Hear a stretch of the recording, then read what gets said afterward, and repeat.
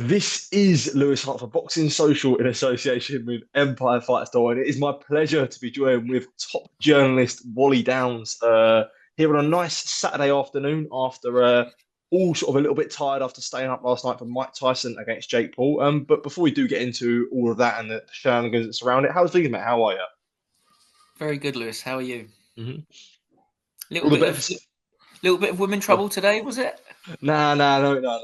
Got squashed over, I think, quickly. So, we're all right.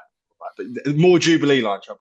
So yeah, that would be the issue. No love lost in the ring last night as Jake Paul cruised to a unanimous decision victory over Mike Tyson. Yeah, I guess it's not even been 12 hours since that fight. I guess you stayed up, I stayed up. What was your main takeaway from what we saw last night? I mean, for myself, a sad one, but your opinion would it be?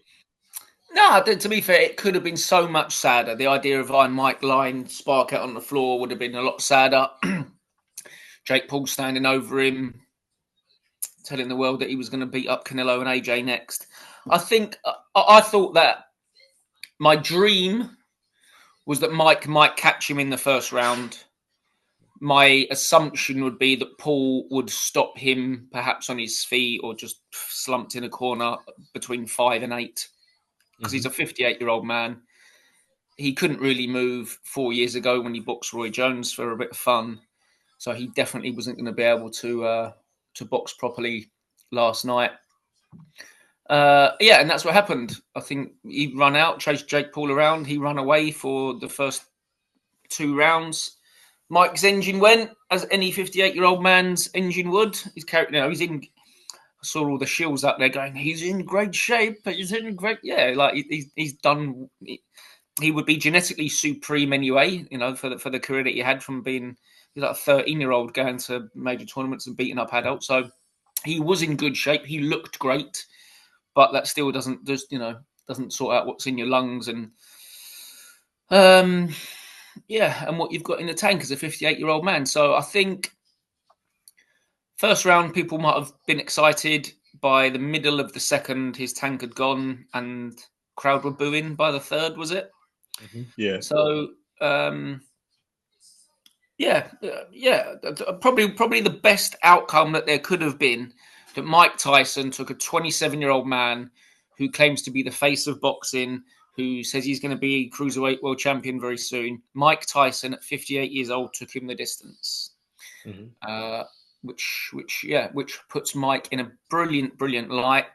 Hopefully, if the fee of $20 million or pounds is what he got paid, marvelous. I hope he spends it really, really wisely. And we said this after Jake Paul and Tommy, when that was such a poor quality boxing event, such a poor display of two people who aren't really in it, who were scared to get hit, who were both in their first genuine fight. Tommy had beat battered journeyman that his dad cherry picked, and Jake had been beating up men half his age and twice his age and half his size. This was, the second one that Jake Paul's done now. He lost the first one, and the second one had the record lowest number of punches ever thrown in a fight. So I'm sure he'll hang around. I'm sure he'll go and drag someone else off the care home sofa. But you're never going to chip away at all of the shysters who try and tell you how great things are and how big it is and how genuine it is. Mm-hmm.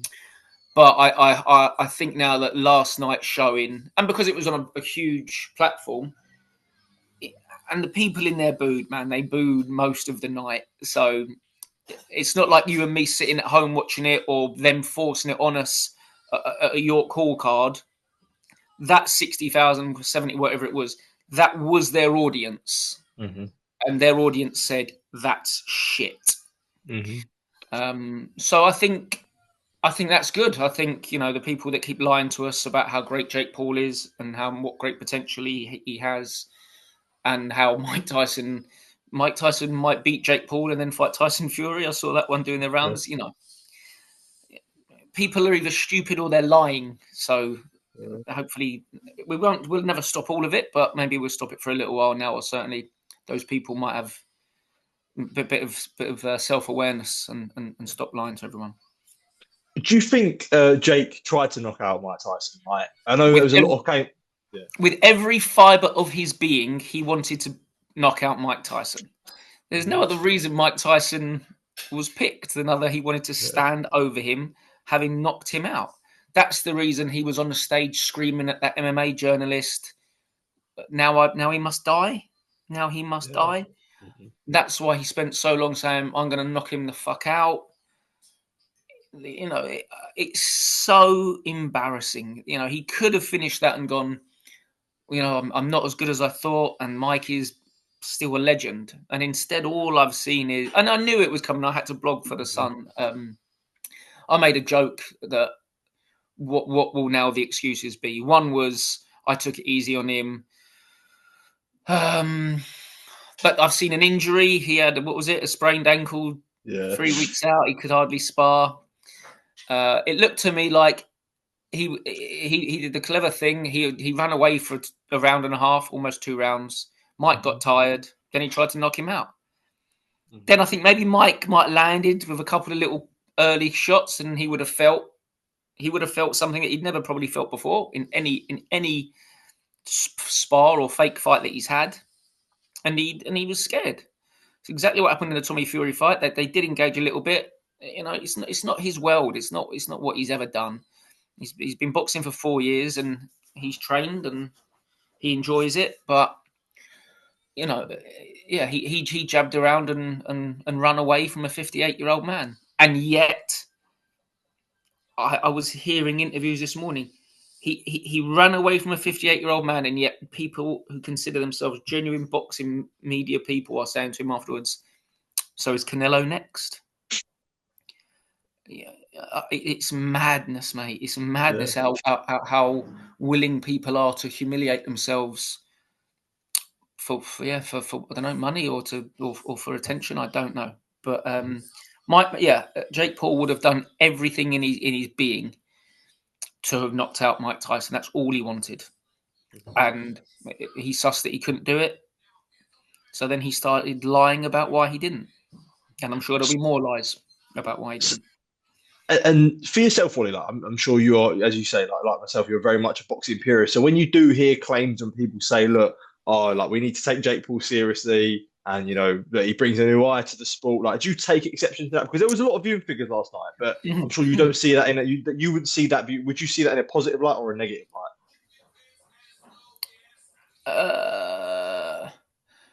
Listen, I wrote. They made me write a piece. They asked me to write a piece at the start of the week.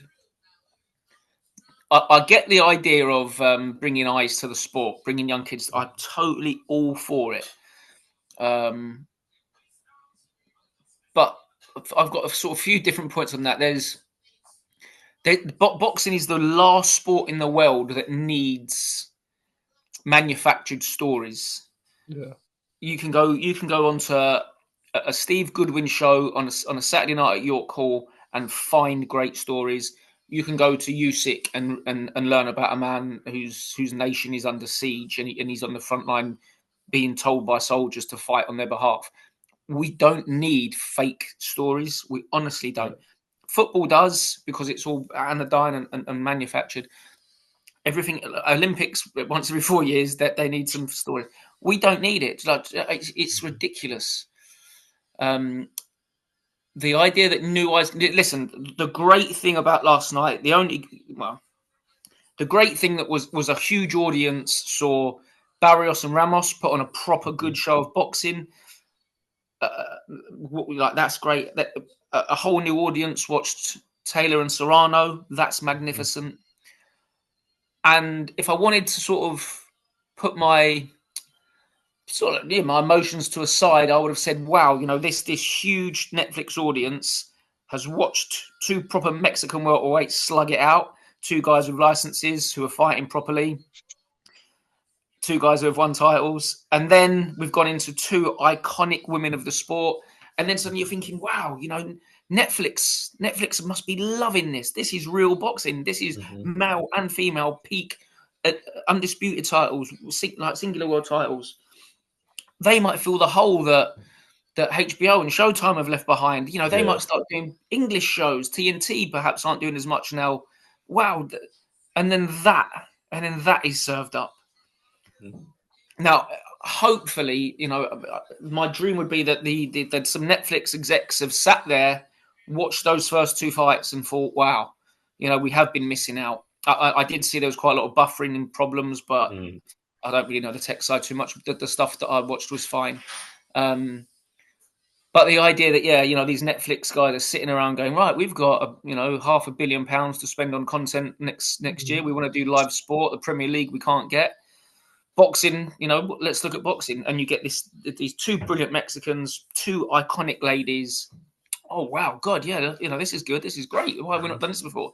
And then suddenly that is the shower of shit that is served up at the end. But I just hope, again, that the point is, that was boxing, female boxing, male boxing. That was boxing, and that stuff, the main event, was something else. So, yeah, I am glad Jake Paul bought new eyes. Yes, he does bring new eyes. But I only want those eyes to see the undercard. And the only reason I want eyes on his events are so people can see him for what he really is, and what that whole enterprise of influencer boxing is. Yes, so saying that, like, in a way, I know that obviously yourself are being critical of Jake Paul, and you've got your reasons for that. But is there, in a way, like, you do have to give credit because you mentioned there about Netflix and Netflix getting into boxing and Serrano and Taylor getting another they deserve and Carrington and Barris, that wouldn't have been possible last night if it wasn't for them. So is it in right? You do have to give credit. Would you say that's fair? Like, to give credit in that way because those eyes wouldn't be possible if it weren't for him.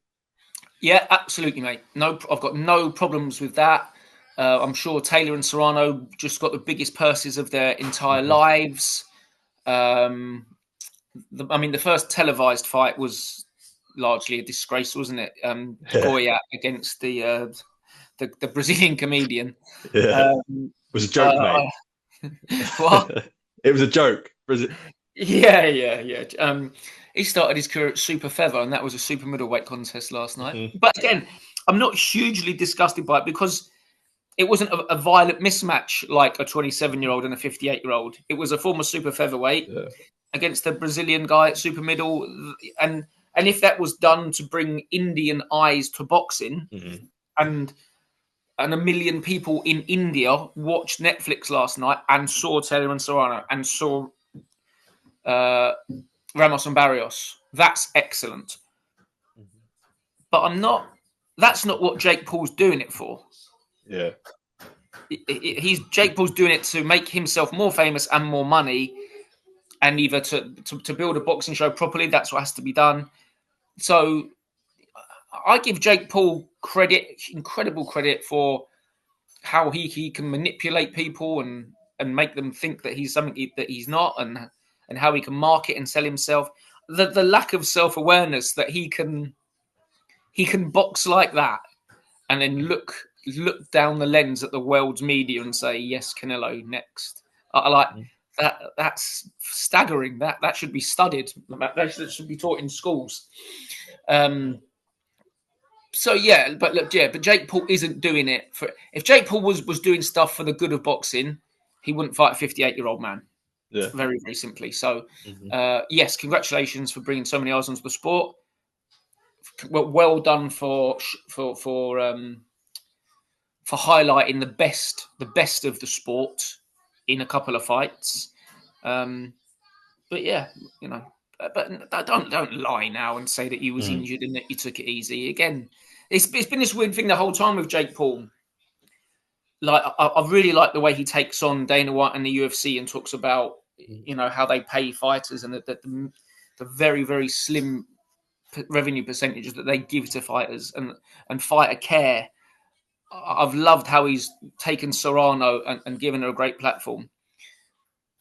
And he talks well about all that stuff, but then he just talks absolute rubbish about it. But maybe that's the game. Maybe that's the game. Maybe a bit like Conor McGregor. Maybe like late Floyd did.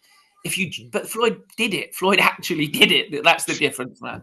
These guys are saying mad things, flashing all their jewelry and success, but none of the things they say have any value. Yeah. Well, just quickly moving on from that, you mentioned Taylor Serrano. I did want to get your thoughts on that fight. Yeah, I guess a bit of controversy around the scorecards and this and that. But how did you view that the great chief support? As you say, regardless of what the main event is, that was like almost like a saving grace in a way. Yeah, massively, mate. Yeah,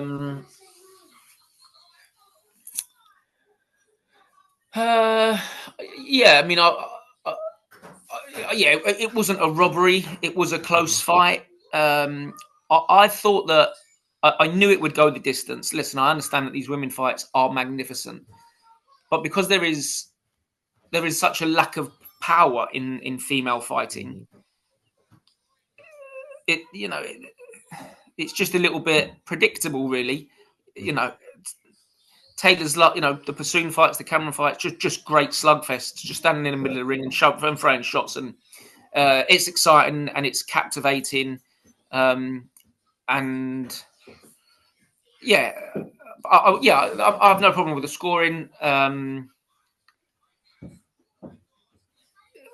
Katie Taylor's not a dirty fighter. I certainly don't think. I saw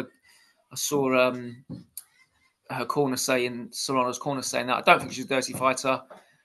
I just think it's lefty versus an orthodox fighter, clash of heads. I think if a stronger corner, or maybe Serrano's just too much of a titan, they would have said, we're pulling her out. I guess that it's down to the doctor. Taylor, if her corner pulls her out, it doesn't look great, but it was a horrible cut.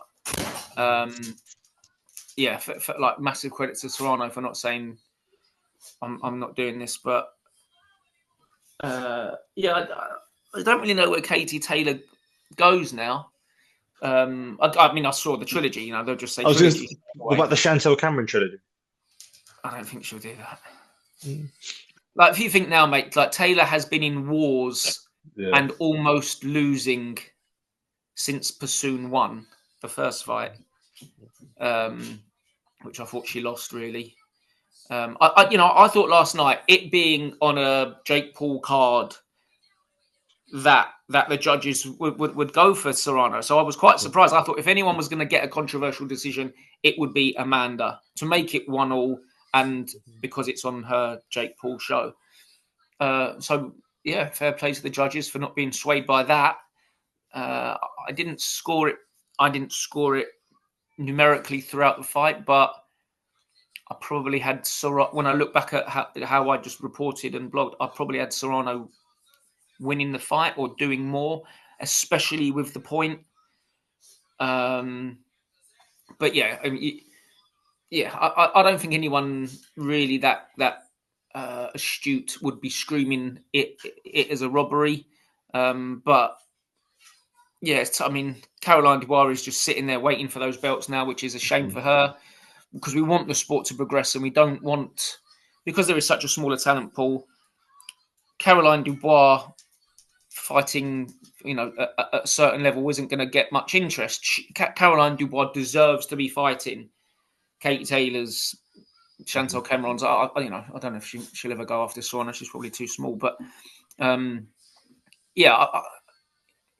are we to ever tell Katie Taylor to quit? But she's being in wars now all the time. And like Eddie said last night, she's 38. I think there'd be enough interest for the trilogy again. But I also think, the moment that she lays her gloves down, her legacy is so secure for what she's done for so long, for so many people, for so many girls. I think, I mean, I know Chantel Cameron did really, really well. I think the worry would be if she went into a fight now and really tried to trade like that and got beat up. Like, I'm not comparing her to a 58-year-old Mike Tyson. Yeah, good. There are times where people just give so much, and Katie's just in wars all the time now, and she's such a technically brilliant boxer that I wouldn't want to see her on the end of a beating, which again, I'm sure they'll look after her career properly, but the young girls that are coming up now, there might be one step too far for her soon. But I'd have no. I would watch the rematch, the third fight, no problem at all, happily. Did you have any? I don't know if you listened to the fight of any of the any commentary. I know there was a lot of complaints throughout the Mike Tyson Jake Paul fight, and especially the Sailor Serrano fight of the commentary. Yeah, I don't know. Did you listen, or did you have any exceptions to it? I thought, barring a bit of Andre Ward, it was largely all woeful.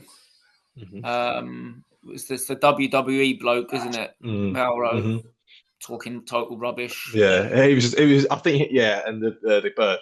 Yeah, Kate Yeah. and Malik Scott's bird, No, isn't it? no. The bird on commentary. Her name slipped my mind. Oh, the actress. Yeah, and yeah, I the think, one. What was it? The power goes first. In boxing. yeah. That was what was said. And said why, Yeah. and sort of questioned why Jake wasn't trying to knock out Mike Tyson. I don't know why. She said I don't know why he's not trying to go for the knockout. I don't know. Yeah. I got to be honest. I understand it was never going to be a traditional boxing panel, but there was quite a few, and I'm sure it's hard to do a live event like that at that scale, but I didn't think Kate Abdo was great. Some of her questioning, there was a cringy period where they had Holyfield and Lennox on. Holyfield couldn't hear anything. Lennox was having to do the talking. There were horrible questions to Holyfield about having a comeback. Lennox about having a comeback. And then the commentaries.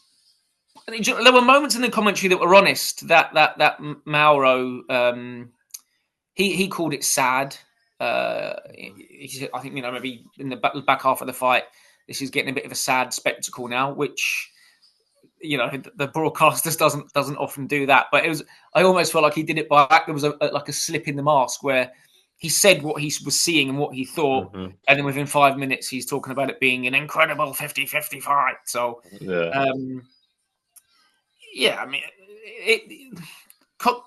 commenting and being a pundit on those undercard fights is easy because they're excellent and you can just talk about what you're seeing. It would have been a hard job doing the main event. I mean, they kept going to Roy Jones, and he's still got one of the best boxing brains and manageable, but it's sort of hard to defend the indefensible when there was one round where there was 4 punches thrown in the whole round, wasn't there? Yeah. So, quite hard to find out what it's supposed to commentate on, and that if they all want to keep their jobs, and that means saying that whatever Netflix are putting on in front of you is brilliant. So, listen, if there were better boxing people on the not taking Andre Ward out of it in Lennox's period, but yeah, if there were better people on there, I would be more angry. But I didn't. It didn't have the appeal of a boxing show to me. It had the appeal of like an award show or a WWF event. I didn't. If I'd have listened to the commentary, it would have confused my brain because what they were talking about wasn't what was happening. So I didn't pay too. It did cut out for me for a couple of rounds. That was quite nice. Yeah. So no, I'm not. I wouldn't be too worried about that.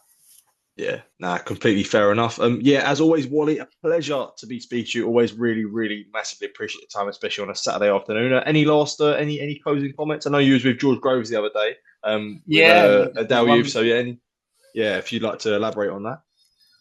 It was 50.